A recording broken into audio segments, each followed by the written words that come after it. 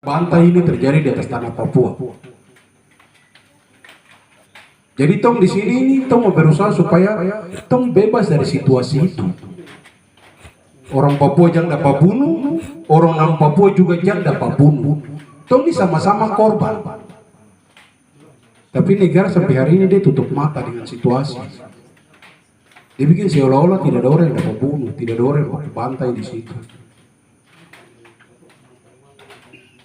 Pembutanan itu terang, tanah ini tanah kotor dengan pembunuhan, pembantaian yang terus berjalan di atas tanah. Non Papua juga korban, tong juga korban, tapi negara tetap acuh tak acuh saja begini. Dia tetap biarkan proses pembantaian ini jalan dari tahun 60-an sampai hari ini. Dia statement cuma sampai di tangkap adili, tangkap adili, tangkap adili. Tapi dia tidak pernah jadi solusi untuk bagaimana ini di stopkan. Dia punya kewenangan, dia punya wilayah hukum yang diklaim, ini dia punya wilayah. Dia yang punya kekuasaan untuk bilang ini stop dan tidak. Tapi sampai hari ini biarkan ini saja berlangsung. Ini kejahatan paling besar yang dilakukan terhadap masyarakat sipil. Yang harus kita tuntut itu dia melakukan pembiaran. Ini bagian dari pelanggaran HAM berat secara sistematis yang dia sengaja lakukan di atas tanah Papua.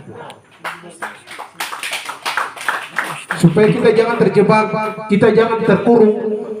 Bahwa kita lihat orang non Papua di sana dapat bunuh, kita bilang tobat, mati kau. Terus kalau kita dapat bunuh lagi, dong juga balas tobat, mati kami. Padahal kita ini sama-sama korban dari politik kotor yang negara elit-elit Jakarta dong bikin. Kita ini sama-sama korban. Kok kenapa kita tidak sama-sama bersatu? Baru kita tuntut negara ini. Ada proses hukum yang salah. Proses yang katanya kan bilang integrasi, kita bilang aneksasi. Kita bilang aneksasi karena kita puhak dikebiri secara politik dan hukum. Mulai dari pembuatan New Agreement sampai ke PPRA sampai ke OTUS, semua dikebiri. Makanya kita berani bilang bahwa kamu aneksasi wilayah Papua. Kalau kamu bilang kamu integrasikan, kapan kita pilih dengan kamu? Coba sebutkan satu saja momen yang menyatakan kami pilih kamu. Baru itu menjadi dasar bahwa kita integrasi. Kan tidak ada toh. Kalau berdasarkan 1000 lebih, oh minta maaf.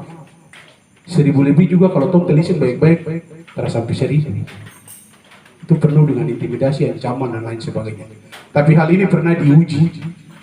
PPRA ini pernah diuji oleh Tompo Abang di Manokwari yang Werinusi dan tim yang pernah melakukan pengujian di Mahkamah Konstitusi tentang hasil PPRA. Tapi apa yang diputuskan, salah satu poin yang diputuskan saat itu yang menjadi pertimbangan itu bahwa kewenangan untuk menyatakan PPRA itu sah dan tidak itu akan dikembalikan ke Mahkamah Internasional, ke badan internasional yang akan melihat itu, karena ini bagian dari situ. Nah, yang jadi pertanyaan, kalau dikembalikan ke sana, apa yang menjadi dasar negara ini melaksanakan PPRA itu?